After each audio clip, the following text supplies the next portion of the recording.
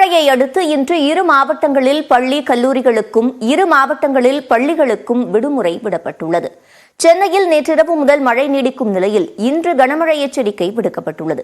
அதனால் பள்ளிகள் செயல்படாது என மாவட்ட ஆட்சியர் அறிவித்துள்ளார். செங்கல்பட்டு மாவட்டத்திலும் மழையை அடுத்து பள்ளிகளுக்கு விடுமுறை அறிவிக்கப்பட்டுள்ளது. கடலூர், விழுப்புரம் மாவட்டங்களுக்கு இன்று ரெட் அலர்ட் விடுக்கப்பட்டுள்ள நிலையில் பள்ளி கல்லூரிகளுக்கு விடுமுறை விடப்பட்டுள்ளது. அதே நேரம் காஞ்சிபுரம், திருவள்ளூர், திருவாரூர் மாவட்டங்களில் பள்ளி கல்லூரிகள் வழக்கம் போல் செயல்படும் என அறிவிக்கப்பட்டுள்ளது. இதனிடையே இன்று நடைபெறவிருந்த அண்ணாமலை பல்கலைக்கழக தேர்வுகள் ஒத்திவைக்கப்பட்டுள்ளன.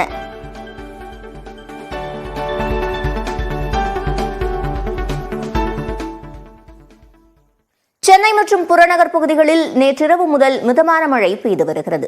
சென்னையில் நேற்றிரவு 11 மணி முதல் அதிகாலை வரை விட்டு கனமழை பெய்தது. குறிப்பாக சேப்பாக்கம், திருவல்லிக்கேணி, மயிலாப்பூர், வேளச்சேரி, சைதாப்பேட்டை, கிண்டி, ஆலந்தூர், தரமணியில் காற்றுடன் மழை பெய்தது.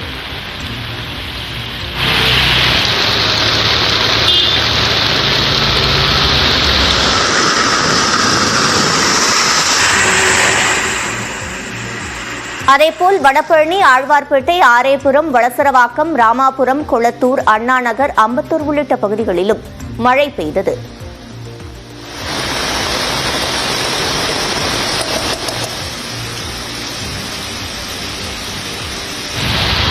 சென்னையின் புறநகர் பகுதிகளான சேலையூர், தாம்பரம், வண்டலூர், பெருங்களத்தூர் உள்ளிட்ட பகுதிகளிலும் விட்டு கனமழை பெய்தது. அதிகாலை முதல் மேகமூட்டத்துடன் குளிர்காற்று வீசுவதால் சென்னை மக்கள் இதமான சூழலை அனுபவித்து வருகின்றனர்.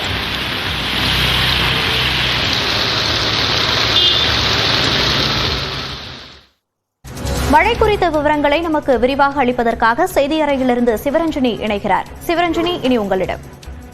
மோனிஷா, இன்றைய தினம் 6 மாவட்டங்களுக்கு ரெட் அலர்ட் என்பது விடுக்கப்பட்டிருந்தது. இந்த ஒரு சூழலில்தான் இரவு முழுவதும் கனமழையை பார்த்த நிலையில் பள்ளிகள் விடுமுறை தொடர்பான அறிவிப்புகளும் வெளியாகி வருகின்றன. தற்போது தனியார் வானிலை ஆய்வாளர் ஸ்ரீகாந்த் நம்மோடு இணைந்திருக்கிறார். அவரிடையே பேசலாம். ஸ்ரீகாந்த், தற்போது காரைக்கால் அருகே இந்த காற்றழுத்த தாழ்வு மண்டலம் என்பது கரையை கடக்கும் நாளை தினம் என்று கூறப்பட்டிருக்கிறது. இந்நிலையில் மழை எவ்வாறாக அமையும்?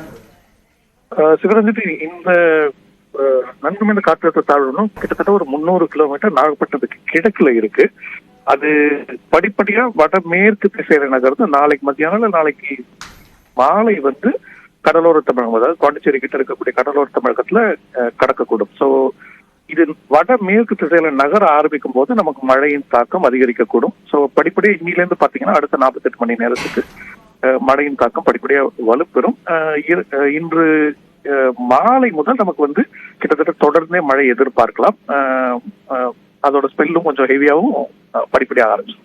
6 மாவட்டங்களுக்கு ரெட் அலர்ட் விடுத்திருக்காங்க. குறிப்பா இப்ப சென்னையை பொறுத்த வரைக்கும் இரவு முழுவதும் மழை என்பது பெய்திருக்கிறது. இன்றைய தினம் சென்னையில மழை எவ்வாறாக இருக்கும்? முதல் பொழுது, அதாவது மத்தியானம் வரைக்கும் உங்களுக்கு இப்ப நேற்று நைட்டு பெஞ்ச மாதிரி தான் இருக்கும். அதாவது விட்டு பெஞ்சிட்டு இருக்கும். சில சமயத்துல கொஞ்சம் ஹெவியா இருக்கும் ரேஞ்சு. மாலைக்கு அப்புறம் நமக்கு தொடர்ந்து மழையை பார்க்கலாம்.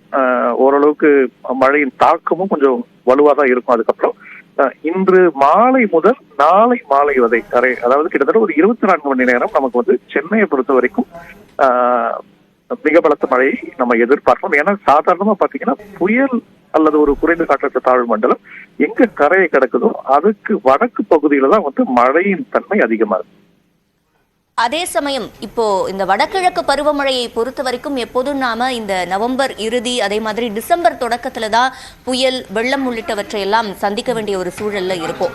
இந்த முறை இது புயலாக வலுப்பெறவில்லை. இந்த சூழல்ல இனிமே வேறு ஏதேனும் புதிதாக தாழ்வு மண்டலம் உருவாவதற்கான வாய்ப்புகள் இருக்கிறதா? இனி வடகிழக்கு பருவமழை என்பது எவ்வாறாக அமையும்? சாதாரணமா பாத்தீங்கன்னா நவம்பர் கடைசியும் டிசம்பர் முதல் வாரத்திலுமே ஒரு செகண்ட் பீக்னு சொல்லலாம் வடகிழக்கு பருவமழை பொறுத்த வரைக்கும். முதல் பீக்குங்கிறது அக்டோபர் கடைசியில, அப்பதான் நமக்கு டிபிக்கலா உங்களுக்கு வடகிழக்கு பருவமழை துவக்கம் இருக்கும். இது செகண்ட் பீக்கு.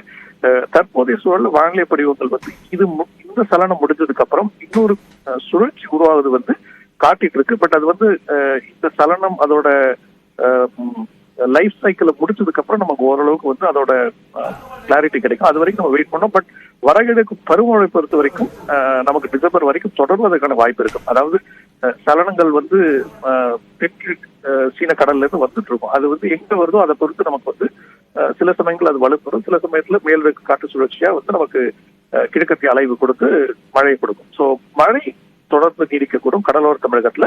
அது நகர்வை பொறுத்து எந்த பகுதி அதிக மழை இருக்கும் அதை நம்ம பார்க்கணும். அதே போல இந்த முறை வடகிழக்கு பருவமழை தொடங்கின போதே குறிப்பிட்டிருந்தாங்க, வழக்கத்தை விட ஓரளவுக்கு இந்த முறை மழையை அதிகமாக நாம் சந்திப்போம்னு. ஆனா இதுவரைக்கும் அந்த அளவுக்கான மழையை நாம பார்த்திருக்கோமா, இல்ல இயல்பை விட குறைவாதான் பெய்திருக்கா? தற்போதைய நிலையில பாத்தீங்கன்னா தமிழகத்தை பொறுத்தவரைக்கும் இயல்பை ஒட்டி இருக்கு. 3% இயல்பு கொஞ்சம் குறைவா இருக்கு. இந்த 2-3 நாட்கள் மழைக்கு அப்புறம் வந்து இயல்பிற்கு அதிகமா தமிழகத்தின் மழை பதிவு போறதுக்கு வாய்ப்பு இருக்கு. ஒரு 3-4 மாவட்டம் குறிப்பிட்டப்படுவதற்கு வந்து இயல்புக்கு ரொம்ப கம்மியா இருக்கு. ஒண்ணு வந்து காஞ்சிபுரம், செங்கல்பட்டு, விழுப்புரம், அதே மாதிரி கள்ளக்குறிச்சி, தென்காசி, தூத்துக்குடி, இந்த மாவட்டங்கள் மட்டும்தான் இயல்புக்கு ரொம்ப கம்மியா இருக்கு. இதுல பெரும்பாலும் வட தமிழகத்தில் இருக்கக்கூடிய கள்ளக்குறிச்சி, விழுப்புரம், செங்கல்பட்டு, காஞ்சிபுரம் மாவட்டங்கள் இயல்பிற்கு அதிகமா போறதுக்கு அதிக வாய்ப்பு இருக்கு. இப்போ குறைந்த காற்றழுத்த தாழ்வு மண்டலம் காரணமா தென்காசி, தூத்துக்குடி, விருதுநகர் இந்த 3 மாவட்டம் வந்து மழை வந்து டிசம்பர் கடைசி வரைக்கும் பார்க்கறதுக்கு வாய்ப்பு இருக்கு. ஸோ அவங்களுக்கும் வந்து வரக்கூடிய நாட்கள்ல நல்ல மழையை எதிர்பார்க்கலாம். அதனால வந்து பெரும்பாலும் எல்லா மாவட்டங்களுமே இயல்பை ஒட்டியோ இல்லை இயல்பிற்கு அதிகமாக வந்து வடகிழக்கு பருவமழை இந்த ஆண்டு இருக்கிறது அதிக வாய்ப்பு இருக்கு. இப்போ இன்று மாலையில இருந்து நாளை மாலை வரைக்கும் அதிகமான மழை பொழிவு இருக்கும் அப்படின்னு தெரிவிச்சிருந்தீங்க. குறிப்பாக எந்தெந்த மாவட்டங்கள்ல அதிகமான மழை பொழிவு இருக்கும்?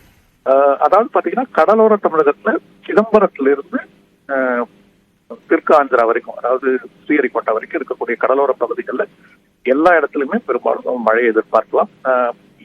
முதல்ல வந்து கடலோர பகுதிகளில் அதிக மழை இருக்கும்.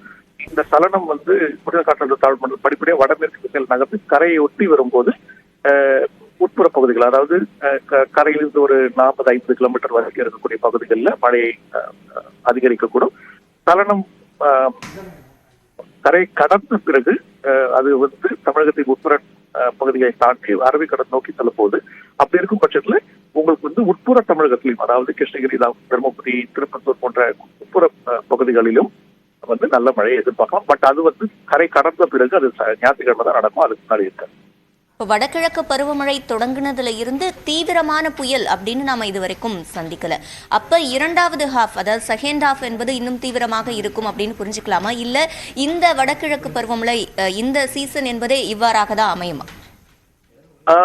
இதுவே வந்து ஒரு என்ன சொல்றது, ஒரு சாதாரண பாத்தீங்கன்னா இந்த மாதிரி காலகட்டத்துல வந்து உங்களுக்கு என்ன ஆகும்னா வந்து புயல் வந்து அதி தீவிர புயல் ஆகிறதுக்கு வாய்ப்புகள் கொஞ்சம் குறைவு.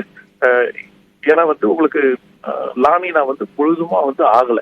ஸோ சில ஆண்டுகள்ல வந்து நமக்கு வந்து இந்த மாதிரி இப்போ 2020 பார்த்தோம், புரவி, நீவன் 2 புயல் இருந்து, ரெண்டுமே வந்து ஓரளவுக்கு வலுவான புயல் தான், பட் ரொம்ப வலுவான புயலா இல்லாம இருந்தது. பட் இது எல்லாமே வந்து மழை கொடுக்கும் நிகழ்வுகளா தான் இருக்கும். ஸோ இந்த ஆண்டு பெரும்பாலும் மழை கொடுக்கும் நிகழ்வுகளா தான் நம்ம சலனங்களை பார்க்கலாம். இந்த ஆண்டு வடகிழக்கு பருவமழையை பொறுத்தவரையில் அதி தீவிர புயல் என்பதை நாம் சந்திப்பதற்கான வாய்ப்புகள் இல்லை. ஆனால் நல்ல மழைப்பொழிவு இருக்கும் என்று தெரிவித்திருக்கிறீர்கள். இணைப்பில் வந்து பதிலளித்தமைக்கு நன்றி திரு ஸ்ரீகாந்த். தற்போது சென்னை, திருவள்ளூர், செங்கல்பட்டு, காஞ்சிபுரம் உள்ளிட்ட மாவட்டங்களில் தொடர்ச்சியாக மழை பெய்து வரும் நிலையில் பள்ளிகளுக்கு விடுமுறை என்பது அறிவிக்கப்பட்டிருக்கிறது. அதேபோல கடலோர மாவட்டங்களில் மழை பொழிவு இருக்கும் என்று கூறப்பட்டிருக்கிறது.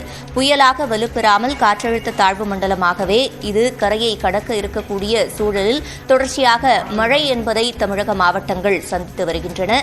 இன்று மாலை தொடங்கி நாளை மாலை வரை இந்த மழை பொழிவு என்பது தொடர்ச்சியாக இருக்கும் என்று தனியார் வானிலை ஆய்வாளர் ஸ்ரீகாந்த் தற்போது நம்மிடையே தெரிவித்திருக்கிறார். தொடர்ந்து பிற செய்திகளை வழங்குவதற்காக இணைகிறார் மோனிஷா. இனி உங்களிடம். நன்றி சிவரஞ்சனி.